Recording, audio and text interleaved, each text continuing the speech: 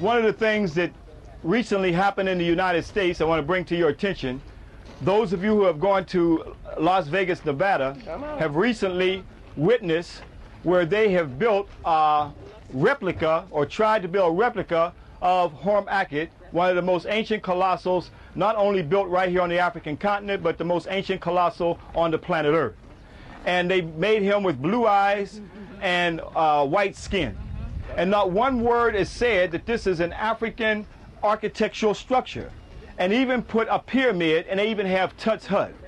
So the sad thing is that people from all over the world go here, and not one word is mentioned that this is an African architectural structure. Not one word is mentioned that this belongs to African people. And the sad thing is that many Africans who go there and spend their money don't even realize it themselves. And the rooms are called Tut's hut. As Dr. John Henry Clark, another Grand Master teacher of ours, would say, that which is sacred to us has been desecrated. And not only has it been desecrated, but we have been taught to laugh at its desecration. That's a shame. All people who are a people must preserve their ancient sites. For us to be a people, we must have something that is ancient that belongs to us. So when you look up at the face of Horm Akhet, you can see where Napoleon, who came here in 1798 and had 21 cannons, his generals, line up 21 cannons and blow the nose off. And George Washington, who was part of the Illuminati, Benjamin Franklin, and Andrew Jackson. That's why they named Memphis, Tennessee, off of Memphis, where we're going in a few minutes, trying to design from the Grand Masters.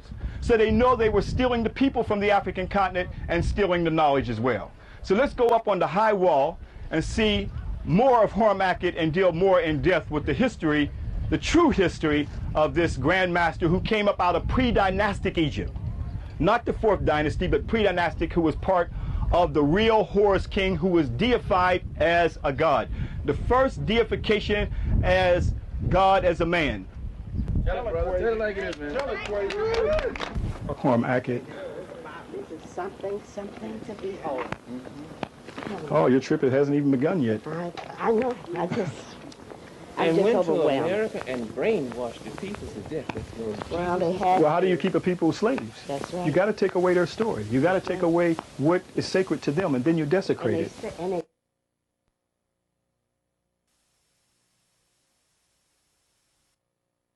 So brothers and sisters, you're at one of the most spectacular sites right here, and that is Horm Akhet, who the Greeks call the Sphinx. Over 240 feet long and over 65 feet high.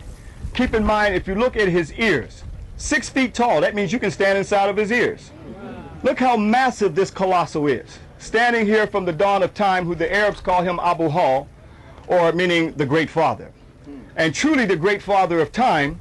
And now, through documentation and excavations, some have even documented that Horm Akhet may go back to the time of the Badarian Age. Reconstruction have taken place down through the ages.